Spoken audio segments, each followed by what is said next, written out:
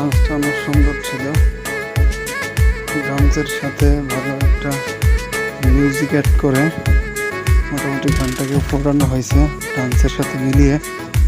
আপনারা দেখলে বুঝতে পারবেন দেখার মতো একটা ভিডিও।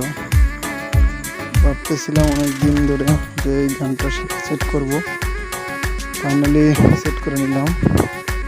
অনেক মজা লাগবে গানটা, দেখতে থাকেন আর উপভোগ করতে থাকেন। খুব মজার একটা ভিডিও।